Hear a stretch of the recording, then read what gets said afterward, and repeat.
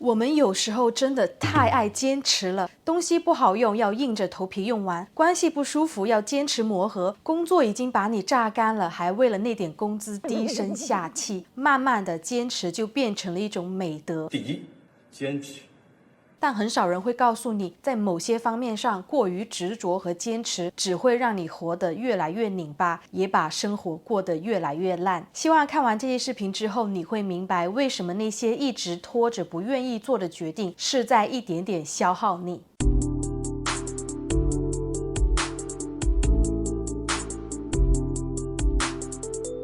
我们现在遇到的问题不是对与错，或者是 A 和 B 的选择，是你迟迟不肯承认这个选择已经不适合自己了。我们从小被灌输的是一种非常线性化的生活，读书要一路读到本科，甚至是研究生，工作要往管理层上爬，结婚了就该离家里近，稳定下来，这就是社会所默认的一套人生模板。再怎么样，你都必须咬牙坚持下去。一旦中途想换方向，修改大学的专业，想搬到其他国家居住，这些想法都会在第一时间内被否定掉，会告诉你这其中的风险有多少，这么做不值得。所以现在请你回想一下，在你过去的人生选择里，哪怕只是最近生活里发生的一些事情，是不是有那么一瞬间你心里的想法已经动摇了？举个很实际的例子，在某天下班回家的路上，这半年来你已经被工作压得喘不过气来，地铁上还是人挤人，你拖着疲倦的身体回到家，还吃不上一口热饭，你心里突然有了想辞掉这份通勤时间要花掉你将近1个小时的工作，但这个念头只停留了10分钟。通常等你和朋友抱怨完之后，就在心里默默告诉自己，可能是最近太累了，再熬一会就好。第二天你继续按部就班的去该干嘛干嘛，完成所分配的任务。可你的心里很清楚，那个在脑海里冒出来的想法并不是无缘无故出现的。你也许是为了父母口中反复所提到的那份稳定单位，至少让他们说出去很体面。又或者是你已经在这条路上走了好几年，终于把经理给熬走了，说不定明年晋升职位就有你的份，以至于不想承认现在换掉工作，那这几年都白熬了。钱不到位，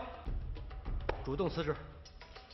所以我们就会一边承担心理压力，一边找个能让自己继续忍耐的理由。但现实生活根本不是一条笔直的轨道，它会随着环境、身体状态、价值观，甚至你对人生的理解不断在变化。那问题就出现在这里了。当一个人没有放弃的能力，他就只会被过去的决定给捆绑住，把这些年所付出过的时间、精力和情绪当成必须承受痛苦的理由。这也是为什么我们人很多时候明明已经不快乐了，却还是要再等等，再忍忍，情况也许会好转。在表面看是让自己有更多的选择空间，可实际上每天都在为不确定性付出代价。你既要承受现状带来的消耗，又在幻想另外一种可能。这种不上不下的生活状态才是最磨人的地方。我作为长期生活在美国东部的人，这2年我越来越清楚一件事，就是我真的不喜欢阴冷又漫长的冬天。过去的半年我住在西雅图，这里的雨季简直是最磨人的，连续的阴天下雨和灰蒙蒙的天空都会让人感到情绪低落。我呢是很喜欢1年4季都有阳光，心中也已经有了适合宜居的地方，但迟迟让我做不下决定的，就像刚才所说的很多现实因素。所以让我们长期感到疲惫的就是一直不肯做决定的事情，看似是在维持现状，其实就是把需要被正视的问题让它一点点变成长期的消耗。其实很多人都害怕放弃的这件事，在生活里的一些小事情就能看出来，只是我们选择性的忽略掉。最常见的就是明知道这件东西不适合自己，买回来的衣服穿着不舒服，版型很别扭，你就先让自己改变身材去迎合它。买了一套价格不便宜的护肤品，用了之后皮肤开始泛红和长闭口，你会告诉自己再和它磨合一段时间，说不定是换季问题，或者是和底妆产品搓泥了融合不好。总之之必须让自己心里去相信这笔钱花了，就算它再难用，也要变得好用。还有那些买回来之后几乎没怎么用过的东西，理由永远都是万一哪天会用得上，看似是在物尽其用，实际上是为这些不适合的物品选择继续投入时间和试错成本。比如买了一本很高级的手账本，排版清晰，页面精致，心里美滋滋的想着自己要在接下来的1年里好好写手账。可当你开始写了几页之后，发现自己根本就没有写手账的习惯。等3个月过去之后，本子只写了3页，所以你会每隔一段时间就重新拿出来，换种写法，换一支好看的笔，结果就是它始终无法融入你的生活里，你又不舍得处理掉，只好选择把它放回抽屉里，留给下一次再试试的机会。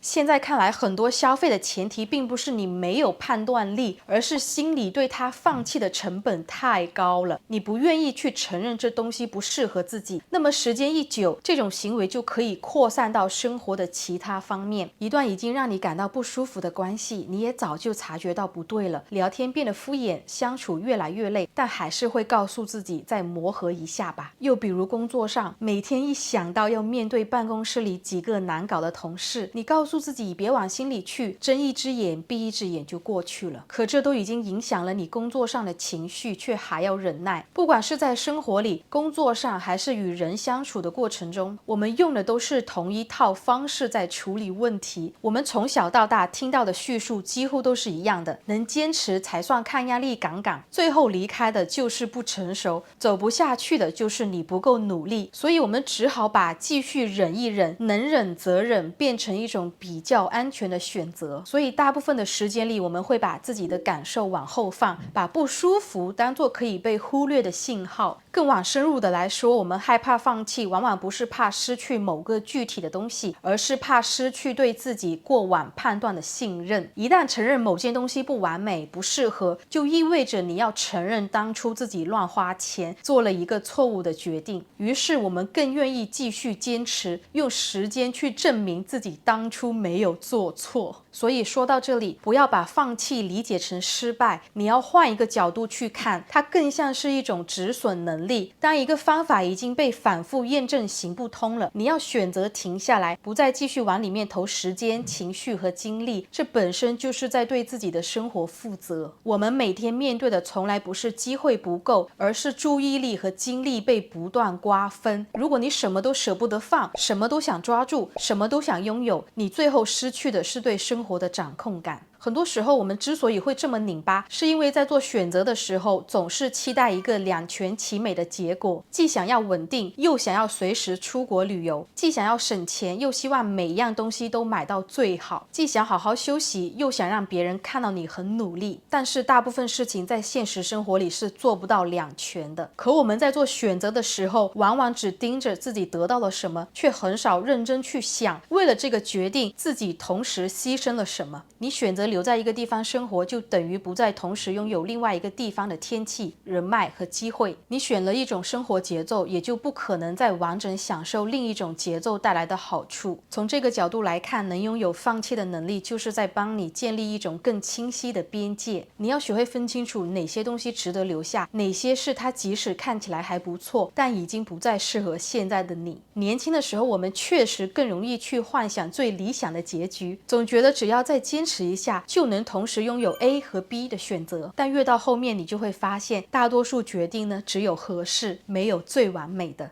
如果要从极简的角度重新看待生活，它真正改变的是你面对人生的态度。极简并不是把所有东西都扔光，也不是把生活压缩成一种模板化、看起来干净的样子。真正让人感到疲惫，往往就是那些我们长期背负了太多已经不必要继续存在的东西。可以是你无法坚持下去的目标，也可以是你对某一种人生的执着。极简像是在帮你不断减少无谓的拉扯，也在替你放下那些在本质上为了万一以后用得上，万一哪天会需要，万一现在放弃了以后会后悔的东西。这些带有万一2个字的理由放在一起，就会变成长期的消耗。如果把这些点浓缩成几件可以让你去学会也能反复实践的事情，我觉得至少包含这几件事。第一是学会区分不舍和值得，很多放不下的事情和物品只是你短暂情绪所引起的，并不代表它真的重要。第二是明白选择不是获得更多，而是排除不适合的那部分。第三是接受人生没有最完美，只有合适你的，因为很多痛苦都是来自于你一直拿现实去对比一个不存在的完美版本。第四是把放弃看成一种策略，而不是对自己的否定。最后想和你说，拥有放弃的能力是在教我们停止无效的坚持，它可以将你从长期的拉扯、纠结和内耗中退一步，把有限的人生资源放在真正重要的地方上。